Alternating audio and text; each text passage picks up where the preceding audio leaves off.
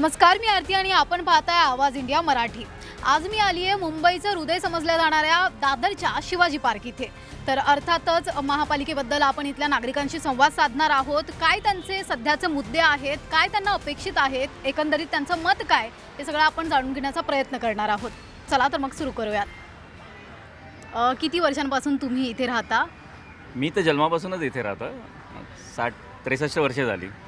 आता निवडणुका लागल्या आहेत, तर काय अपेक्षित आहे तुम्हाला? काही बदल हवा आहे, काही समस्या आहेत, त्याबद्दल काय सांगाल? समस्या तर भरपूर आहेत, पण ॲक्च्युली कसं मी सांगायला गेलो तर मी हे आजी आजोबा उद्यान स्वानंद ज्येष्ठ नागरिक संघातर्फे मी साने बोलतो आहे। तसंच मी फेडरेशन जे आहे आपलं एक federation of senior citizen organisation FESCOM म्हणून म्हणतात त्याचासुद्धा सदस्य आहे। त्यामुळे आम्ही आता जी एक जॉईंट ॲक्शन कमिटीची मीटिंग झाली त्याच्यातर्फे आम्ही एक पत्रकार परिषद झाली होती। त्यामध्ये आम्हाला ज्या ज्येष्ठ नागरिकांच्या समस्या आहेत याबद्दल आम्ही एक ऑलरेडी पत्रक दिलेलं आहे। प्रत्येक प्रदेशाध्यक्ष म्हणजे प्रत्येक म्हणजे जे आहेत आपल्याकडे पक्ष आहेत त्यांच्या सगळ्यांच्या प्रदेशाध्यक्षांना आम्ही दिलेलं आहे। आमच्या समस्या भरपूर दिलेल्या आहेत जे काय आहेत त्या। पण जर तुम्ही शिवाजी पार्कबद्दलच म्हणाल तर आम्हाला इथे विरंगुळा केंद्र नाव लिहिलेलं आहे, पण विरंगुळा केंद्र कशाला म्हणतात? इथे आतमध्ये बघायला गेलं तर कॅरम लावलेला आहे सगळीकडे, आणि विरंगुळा केंद्राची व्याख्या काय ही जे इथे जो निवडून येईल ना त्यांनी आम्हाला हे सांगावं, आणि आम्हाला ज्येष्ठ नागरिकांना सगळ्यात पहिलं विरंगुळा केंद्र करून पाहिजे। त्याची व्याख्या काय? त्याच्यात आम्हाला BMCचे जे नगरसेवक इथून जो निवडून येईल कोणत्याही पक्षात असू दे, आम्हाला त्यांनी इकडे गव्हर्नमेंटचा एक रूल आहे 1 लाख रुपये मिळतात। त्याच्यात पैसे नाही मिळत पण एक सगळं साहित्य मिळतं। ते साहित्य आज मी जाऊन भेटलो BMCमध्ये, ते लगेच द्यायला तयार आहेत। फक्त त्यांनी सांगितलं एक सही करून द्या की जिकडे लिहून द्या त्याच्यावरती की तुमच्या हातात चावी आहे म्हणून। पण चावी BMCला मी विचारलं, चावी मला कोणी म्हणजे दिली नाही। विरंगुळा केंद्र नाव दिलं आहे पण आतमध्ये कॅरम आहे पूर्णपणे। आम्हाला ही पहिली आमची समस्या आहे की आम्ही इथे येतो मजा करायला, खावं, म्हणजे तर आम्हाला विरंगुळा केंद्रच नाही आहे जे गव्हर्नमेंटनी पहिलं डिक्लेअर केलं की सगळीकडे विरंगुळा केंद्र असलं पाहिजे। दुसरी गोष्ट, इकडच्या माजी आमदारांनी काही करून दिलं थोडंफार, पण पूर्णपणे इथे सगळं म्हणजे आता अस्तव्यस्त आहे, काही नाही। हे सगळे जे उडं पडलेलं आहे, झाडं पण आता पूर्ण हे झाले, म्हणजे काही एक माणूस नाही इकडे पाणी घालायला। आमच्यापैकी कोणतरी माणूस येतो आणि इकडे पाणी घालतो, हे काय आहे? म्हणजे कोणी नगरसेवकाचं इकडे लक्ष तर असलं पाहिजे। इकडचा जो निवडून येईल त्यांनी आम्हाला ज्येष्ठ नागरिकांच्या समस्या ज्या आहेत त्या पहिले समजून घ्याव्या। त्याच्यानंतर जे जॉईंट ॲक्शन कमिटी मी जे म्हटलं त्याच्यामध्ये आम्ही सगळ्यात पहिलं म्हणजे एक आम्ही 5-6 आमच्या समस्या दिलेल्या आहेत। आरोग्याकरता इथे जी सेवा आहे, बस सेवा आहे, त्याच्याकरता आम्ही बरेचसे असं लिहून दिलेलं आहे। जॉईंट ॲक्शन कमिटीतर्फे आमचे जे आहे त्यांनी दिलेलं आहे सगळं लिहून। त्याच्यावरती जो कोणी जाहीरनाम्यामध्ये जे इन्क्लूड करेल त्या समस्यापैकी आम्ही विचार करू, त्यांनाच आम्ही मत देणार। हे मी इथे सगळीकडे सांगितलेलं आहे आमच्या सगळ्यांच्या मेंबरना। इथे आमच्याकडे 400 मेंबर आहेत साधारण। मग तुमच्यासाठी या निवडणुकीमध्ये पक्ष किंवा उमेदवार हा महत्त्वाचा नसून कामं महत्त्वाची आहेत? कामं महत्त्वाची आहेत, कारण पक्ष काय, पक्ष आम्हाला काही घेणं देणं नाही आहे। जो काम करेल, जो सांगेल की बाबा जाहीरनाम्यामध्ये की आम्ही ज्येष्ठ नागरिकांकरता काय करू, 13% आम्ही रिझर्वेशन मागतो आहे। 10% तरी खर्च जो आज मुंबईची महापालिका ही जगातली मोठी महापालिका आहे। ॲटलिस्ट ते जे श्रीमंत महापालिका, ॲटलिस्ट त्याच्यातला 10% तरी खर्च ज्येष्ठ नागरिकांवर होतो का? आत्ताच्या घडीला काही होत नाही। धोरण जाहीर केलं आहे 2013मध्ये BMCनी, पण त्या धोरणावर अजूनही काही विचार झालेला नाही। आम्ही आत्ता 1 आठवड्यापूर्वी 2 आठवड्यापूर्वी मीटिंग घेतली, त्यावेळेला त्यांनी सांगितलं आम्ही एक कक्ष मागतो आहे BMCमध्ये। ज्येष्ठ नागरिकांचं काही समस्या असल्या तर त्या कक्षामध्ये जातील, ॲटलिस्ट तिकडे काहीतरी आमची एंट्री होईल, काहीतरी प्रॉब्लेम आहे ते कळतील। काहीही होत नाही आहे। हे जो कोण करेल त्यांनाच आम्ही नक्की मतं देऊ। धन्यवाद। तुम्ही कधीपासून आहात इथे? मी दिनेश दीक्षित, मी माजी सैनिक आणि एक्स रेल्वे एम्प्लॉई, आणि आता मी सध्या ॲडव्होकेट आहे, आणि मी 1953 पासून इथे आहे। सध्याचं राजकारण पाहता काय वाटते, काय मत आहे तुमचं? हे राजकारणी लोक फक्त राजकारण करतात, कामं करणारी असे काही नाही। काही लोक काम करतात, हेही मी सांगत नाही की ते कामं करत नाही। जर काम करत नसते मग ते निवडून आले नसते, पण काम करणारी पण लोक नाही। पण माणूस कधीही त्यांच्या कामाशी संतुष्ट होत नाही, कारण काय, माणसाची अपेक्षा भरपूर असते, त्या अपेक्षेला ते पूर्ण करू शकत नाही। आता जसं साने साहेबांनी सांगितलं की ज्येष्ठ नागरिकांसाठी आम्ही पॉईंट दिले, हो त्यांनी जे पॉईंट दिले खूप चांगलं आहे, आणि निदान त्यांनी तरी इनिशिएटिव्ह घेतलं आहे। आता लोकांनी आता हे विरंगुळा केंद्र त्यांनी स्थापन केलेलं आहे, पण ह्यामध्ये आम्हाला लोकांना कुठे काही चान्सेस मिळत नाही आहे। हे कुणासाठी हे काय कळतच नाही। म्हणतात ज्येष्ठ नागरिकांसाठी आहे, हे बनवलेलं आहे पण ह्याला उपयोग करता आम्हाला येत नाही। मग यांनी कदाचित गव्हर्नमेंटने याच्यावरती ॲक्शन घेतलं पाहिजे. कुणासाठी आहे ते त्यांनी बरोबर सांगितलं पाहिजे, जेणेकरून लोकांना ह्याची जाण होईल. असं हे लोक काय करत नाही, ते त्यांनी केलं पाहिजे. मग इथे आता येणाऱ्या निवडणुकांमध्ये तुम्ही कोणाला मत द्याल? म्हणजे पक्ष महत्त्वाचा आहे की काम करणारा उमेदवार? माझ्या मते नगरसेवकच्या इलेक्शनमध्ये, निवडणुकीमध्ये आपण पक्ष नाही बघितलं पाहिजे, काम करणारा माणूस बघितला पाहिजे. जो माणूस चांगला कार्य करेल. आता बघूया सगळ्यांचे येतील ते जाहीरनामा, त्यामध्ये बघूया कोण काय त्यांचे जाहीर त्यांनी केलेले आहे, त्याप्रमाणे आम्ही त्याच्यावरती लक्ष देऊ आणि त्यांना निवडून आणू. काय वाटते कोणता पक्ष बऱ्यापैकी काम करतोय? ॲक्च्युली मी राजकीय नाही, म्हणून मी याच्यावरती जास्त कमेंट्स करू शकत नाही. मी आहे माजी सैनिक, मी देशासाठी केलेलं आणि देशासाठीच अजूनही माझे हे विचार आहे की देशासाठी जो करणारा असेल त्याला आपण मत देऊ. ठाकरे बंधूंची युती झाली, तुम्ही एक दादरकर म्हणून कसं बघता याकडे? ठीक आहे. बघा, एक गोष्ट तुम्हाला सांगतो की शेवटी दोघेही भाऊ आहेत. जर त्या एकमेकाला सपोर्ट करतात तरी कामं चुकी त्यांनी केली नाही आहे. पण याचा परिणाम काय होईल ते पुढे लोकांनाच माहिती आहे. मी याच्यावरती जास्त कमेंट करणार नाही. धन्यवाद. तुम्हाला काय वाटते आता सध्याच्या महापालिका निवडणुका लागल्यात त्याबद्दल? या निवडणुकीमध्ये असं मला आता काय बदल घडलाच पाहिजे. ऐकलं, तेच खाणं तेच बघणं. आम्ही लहानाचे मोठे, आता मी 57पासून माझं जन्मस्थान इथेच आहे. मी 57चा जन्म आहे. मला पण तेच बघतो, एकच पक्ष म्हणजे महापालिकेवर आहे. कामं पूर्वी साहेब असताना कामं व्हायची, पण आता साहेब नाहीत, कामं कोण करत नाही. आणि तळागाळाच्या कार्यकर्त्यांचा वापर केला जातो, त्यांच्यात मतभेद वाढवले जातात, मारामारी होतात, हे सगळं होते. आरोप प्रत्यारोप होतात आणि असं बेसुमार मागण्या ते जाहीर करतात, पण त्याच्यामागे त्याची पूर्तता होत नाही. मला हे म्हणून हा बदल व्हायलाच पाहिजे. दोन भाऊ एकत्र होते, आनंद आहे, पण हे बाळासाहेब असताना व्हायला पाहिजे होतं. ते घडलं नाही, हे आम्हाला त्याची खंत वाटते. बाळासाहेब असते तर आज ही परिस्थिती आली नसती. बाळासाहेब हवे तर आज या क्षणा मला त्यांची आठवण येते बाळासाहेबांची. बाळासाहेब, मला पण वाटतं खरं आज बाळासाहेब हवे होते. यांचं हे मित्राने जे सांगितलं खरंच सांगतो मला, आज बाळासाहेब हवे होते. जर बाळासाहेब असले असते ना तर भाजप पण एवढं वाढला नसता. खरं भाजप कुणामुळे वाढला? भले तो माझा पक्ष असू दे, भाजप शिवसेनेमुळेच वाढला. एवढा वाढलाच नसता कुणाच्या, म्हणजे काय त्यांची सीडी वापरून, म्हणजे त्या वाघाच्या पाठीवर बसून हे आले. आता मोठे ते झाले, पण खरं आज बाळासाहेबांची नितांत गरज होती. आता सध्या शिवसेनेचे 2 गट पडलेले आहेत. तर एक शिंदेंचा गट आहे, एक ठाकरेंचा गट आहे. तर मग त्यामध्ये शिंदे वारंवार म्हणत असतात की आम्ही बाळासाहेबांच्या विचारांचे वारसदार. मग त्याबद्दल काय म्हणाल तुम्ही? तिथेही कार्यकर्त्यांचं खच्चीकरणच होते असं वाटतंय का? खच्चीकरण होतं आहे तिकडे, पण शिंदेसाहेब म्हणतात की आम्ही बाळासाहेबांचे विचाराचे, आम्ही पण त्याच विचाराचे आहे. ऐकलं का? आणि बाळासाहेबांनी जे केलं तर हे कोण करू शकत नाही. ऐकलं का? तर आणि आता हे 2 भाव एकत्र आले, दोन्ही भावांचे पक्ष आहेत, स्वतःचे पक्ष आहेत, पण पक्षाचा श्रेष्ठ कोणी व्हायचं ह्याचे मतभेद पहिले मिटवा तुम्ही. आता राजसाहेब पण बोलला माझा स्वतः पक्ष आहे, आपले उद्धवसाहेब पण बोलला माझा स्वतःच पक्ष. म्हणजे मेन पक्षप्रमुख कोण आहे तुमचे आपापसात वाद मिटवा पहिले. पक्षप्रमुख कसं? पक्ष वेगवेगळेच आहेत, युती झाली आहे फक्त. युती झाली, पण शेवटी दोघांच्या भावामध्ये येणार ना की बाबा कोणी आता एकच शिवसेना मॅच झाली किंवा मनसेमध्ये मॅच झाली तर बाबा ह्याचा प्रमुख कोण होणार? हे व्हायला पाहिजे ना. अच्छा, हा आता तिढा सुटला पाहिजे. तो पुढचा भाग राहिला, तो तिढा अजून सुरू नाही झालाय. पण हा तिढा आहे की खरी शिवसेना कोणाची, शिंदेंची की ठाकरेंची? तर त्याबद्दल काय म्हणाल? आम्ही खरी शिवसेना आम्ही बाळासाहेबांचीच बोलू, ना शिंदेंची बोलू ना ठाकरेंची बोलणार. जो बाळासाहेबांच्या विचारावर चालले आम्ही त्यांच्या विचारावर चालले, तुम्ही कोणी त्याचा हे करू, आम्हाला त्याच्याबद्दल हे नाही. पण बाळासाहेबांची जी सेना आहे पाहिजे आम्हाला म्हणायचं. माझं पण म्हणणं तेच आहे, शिंदेची शिवसेना नाही. हे झालं कसं? शिंदे आता जसं कोणा आम्ही बडोत्री ठेवला, शिंदे त्यांच्या घरात आणि मग ते आपलंच घर म्हणणं, हे शिंदेचं अजिबात इथं काही नाही. खरं बाळासाहेबांची शिवसेना आहे. आणि बघा तुम्ही म्हणता राजसाहेबांना केलं, राजसाहेबांनी काय केलं? स्वतःचा पक्ष काढला, आपलंच नाही. खरं म्हणून राजसाहेबांचा पण इथं हक्क होता, पण नाही ते बोलले. त्याने वेगळं केलं आणि आपला पक्ष केला, त्यांना मानला पाहिजे. शिंदेनं तर हिंमत असेल अजूनही त्याने आपला पक्ष काढावा आणि दाखवा. ते 57 आमदार आले ना आपल्या चिन्हामुळे आले. शिवसेनेचं चिन्ह होतं आपलं धनुष्यबाण, यांच्यात हिंमत नाही आहे. अजून मी चॅलेंज करतो त्यांनी आपला पक्ष स्थापन करावा, चिन्ह वेगळं घ्यावं. दाखवा मॅडम. सत्ता म्हणाले ना ते 7 वर सुद्धा येणार नाही असं मी सांगतो. करा ना तुम्हाला हिंमत असेल तर.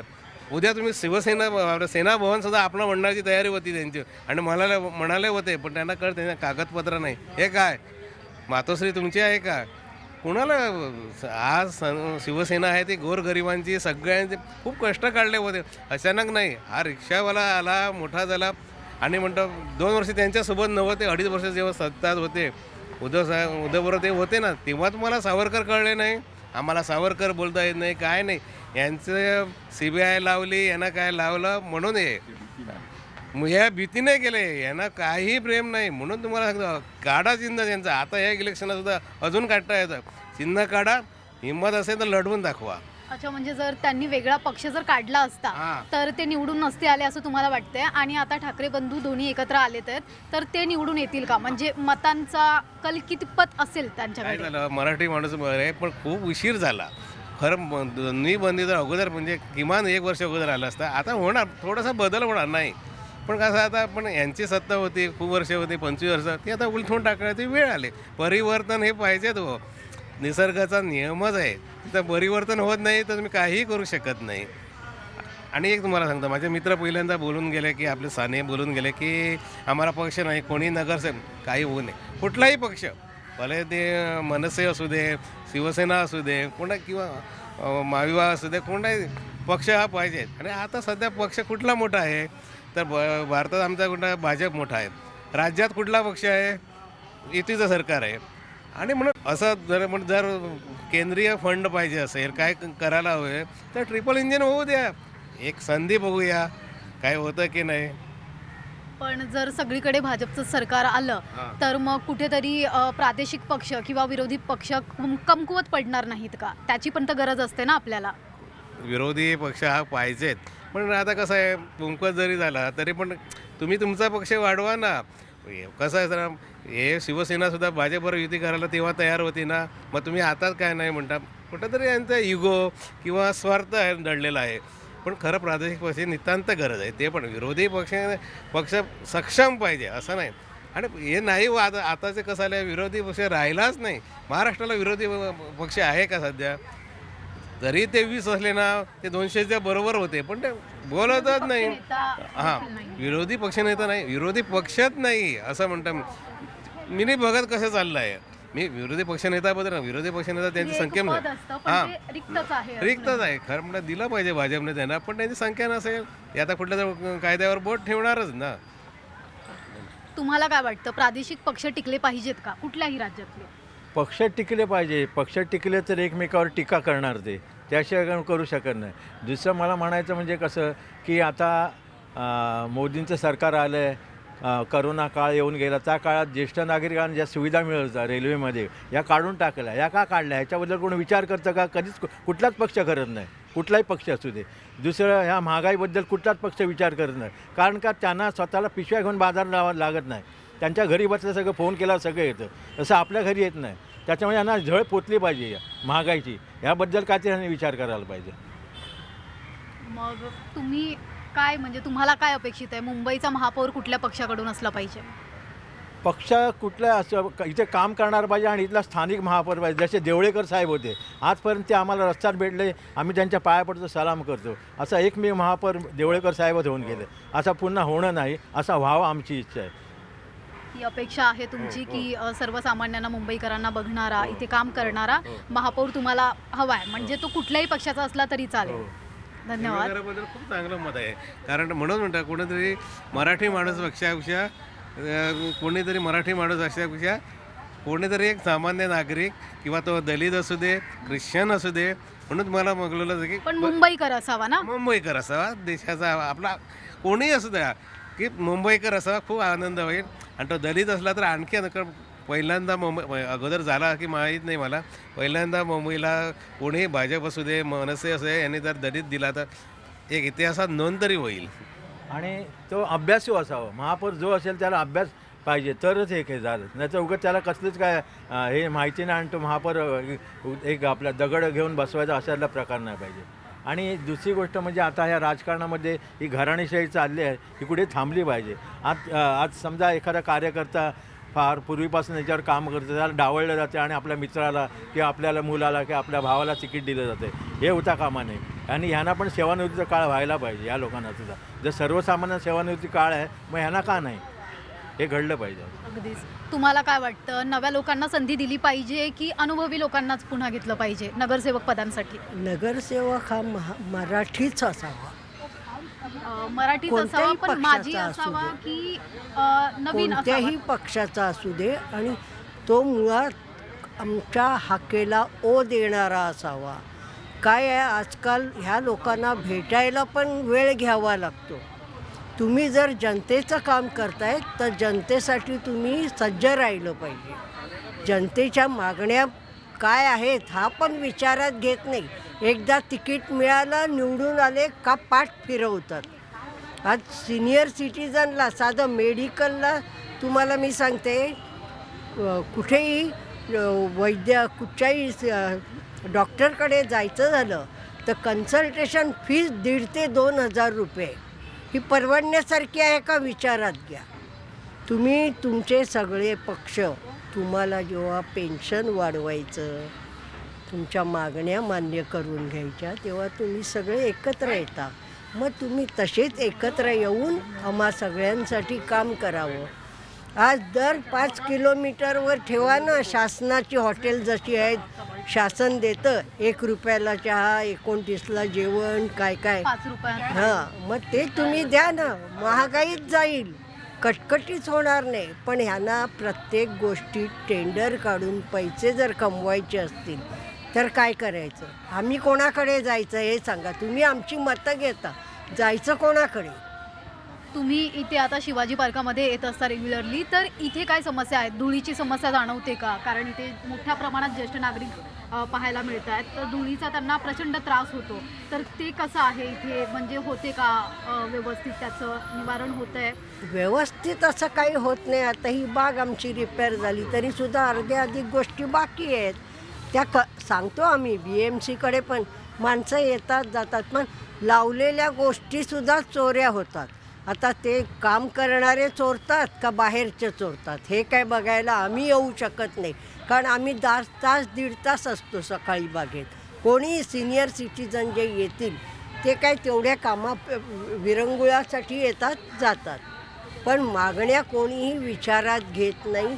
चालण्याच्या साध्या गोष्टी, फुटपाथ पण रिपेअर होत नाही. पाण्याचे प्रश्न आहेत. नुसतं काही ठिकाणी पाणी नुसतं वाहून जातं, ह्याची कल्पना नाही.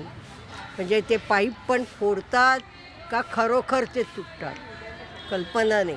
या सगळ्याचा त्रास टॅक्स आम्ही देऊन आम्हालाच भोगायला लागतो. तो लागू नये. आणि मग तो कोणत्याही पक्षाचा माणूस येऊ दे, पण त्या लोकांनी ह्या सगळ्यांची काळजी घ्यावी. आणि मुंबई सगळ्यांना जवळ करते, तसं फक्त माझ्या मते मराठी माणसाला वाव दिला पाहिजे आणि त्यांनीही कामं केली पाहिजे. दिला म्हणून दादागिरी करून चालून नाही. तर झालं होतं मध्ये आपल्या मराठी माणसांना भाज्यांचे वगैरे विकायला स्टॉल दिले, त्यांनी भैयांना बसवले आणि स्वतः आराम केला. मराठी माणूस नगरसेवकच हवा आहे की महापौरही हवा आहे? सगळेच मराठी आहे. बघा, आत्ता उत्तर प्रदेशची निवडणूक झाली. सगळे उत्तर प्रदेशी भैया लोकांना त्यांनी निवडून दिलं का? तर ते त्यांच्या त्या लोकांचे दुःख समजू शकतात, मागण्या काय आहेत याचा विचार करू शकतात. आणि माझ्या मते असं खाणारे तर सगळेच आहेत, पण तुम्ही कमीत कमी आमची सोय पहा सगळ्यांची. आज ज्येष्ठांचीच नाही, सिनियर सिटीजन व्यतिरिक्त लहान मुलांची पण.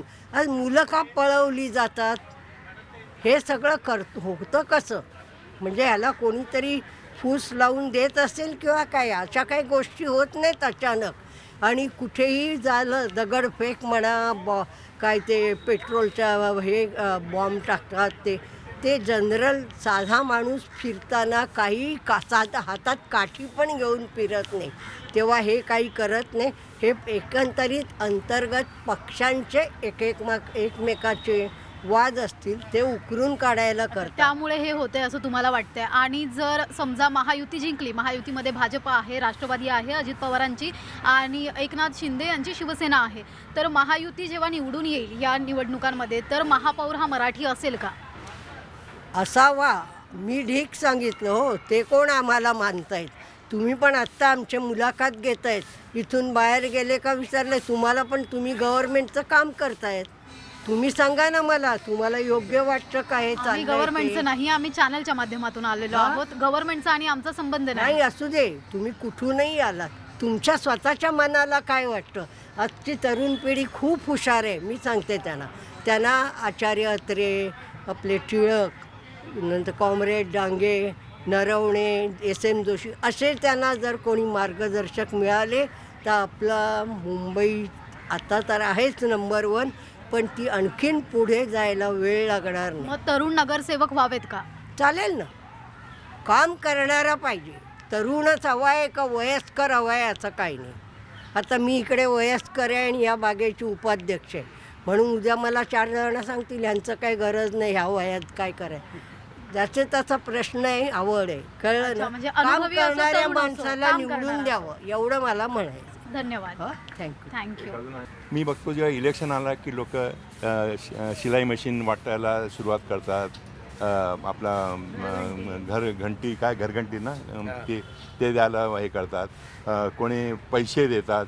हे ॲक्च्युली बंद झालं पाहिजे. हे ॲक्च्युली स्वतःच्या खिशातनं ते देत नाही, आमचे टॅक्सचे पैसे. मी अजूनही माझी सैनिक असून आणि मी 1,50,000 यावर्षी टॅक्स भरले. मग हे आमचे टॅक्स पैसे तुम्ही आता हे काय म्हणतात त्याला राशन ते फक्त करोना पिरियडसाठी होतं, पण ह्या लोकांनी इलेक्शनला वाढून आता हे म्हणजे वाढून आता 2028पर्यंत केलेलं आहे. लाडकी बहीण योजनेबद्दल काय म्हणाल? लाडकी बहीण योजनेपर्यंत त्यांनी तसंच केलं ना, की फक्त त्यांनी लेडीज लोकांना खुश करण्यासाठी लाडकी बहीण योजना आणि त्यामध्ये नंतर काही लोकांना काढून टाकलं. मग हे पण चुकीचं आहे. जर एक वेळ तुम्ही चालू करा त्याला कंटिन्यू ठेवा. जर खरं त्यांनी लाडकी आणि त्यांनी मी काय म्हणतो त्यासाठी त्यांनी कंडिशन ठेवली पाहिजे. कोण ॲक्च्युली लाडकी बहीण आहे, कुणासाठी आहे? आता सगळेच आता जर तुम्ही बघायला गेलं मग सगळे लोक फॉर्म भरतात का सगळ्यांना, आणि त्यावेळी त्यांनी सगळ्यांना दिला म्हणून त्यांना मतं मिळाली ते जिंकून आले. अच्छा, म्हणजे लाडकी बहीण योजनेमुळे मतपरिवर्तन झालं महिलांचं. मग माझं हेच म्हणणं आहे की तुम्ही आहे ना की लोकांना लॉन्च या एका अर्थी लॉन्च देत आहे सगळ्यांना, हे दॅट इज नॉट करेक्ट, चुकीचं आहे. तुम्ही काय करणार हे तुम्ही स्वबळावर काय करणार ते तुम्ही हे पक्षाचे पैसे किंवा हे करून तुम्ही हे करू नका. ते कुठल्या पक्षाचे पैसे नव्हते, म्हणजे शासनातर्फे आपल्या टॅक्समधनं दिले गेलेला तो पैसा होता, आणि त्या योजनेमुळे असंही सांगितलं गेलं की राज्यावरती भार येतोय. तर मग ते काय वाटतं तुम्हाला? तरी ही योजना चालू असावी का? मग त्यांनी का चालू केलं? सगळ्यात पहिला माझा प्रश्न की पहिला हे विचार केला पाहिजे होता की योजना चालू करताना तुम्ही एक वेळ कोणाला बेनिफिट दिला आणि सडनली काढून दिलं, मग त्यांना पण वाईट वाटतं ना त्या गोष्टीचं. पण आपण अशी मनधरणी करून नाही चालू शकत. ज्यांना म्हणजे खरंच गरज आहे, ज्या तळागाळातील महिला असतील, गरजू महिला असतील, त्यांच्यासाठी ते गरजेचं आहे. पण त्यामध्ये घोटाळे असे बरेचसे झालेले होते की ज्या म्हणजे त्यासाठी पात्र नाही आहेत, ज्यांची चांगली भरभक्कम रक्कम असेल, पगारी असेल आणि धनाढ्य असतील, ते सुद्धा त्या योजनेचा लाभ घेताना दिसले. त्याबद्दल काय वाटतं मग तुम्हाला?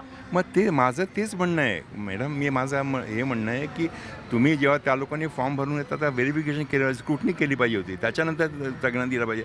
हे यांचं काय म्हणणं होतं की निदान चला आपण सगळ्यांना देऊन टाकून आम्हाला फक्त मतं घेण्यासाठी त्या लोकांनी, आणि नंतर त्या लोकांनी जेव्हा व्हेरिफिकेशन केलं काही लोक अपात्र होते त्यांना काढून टाकतात त्यांनी.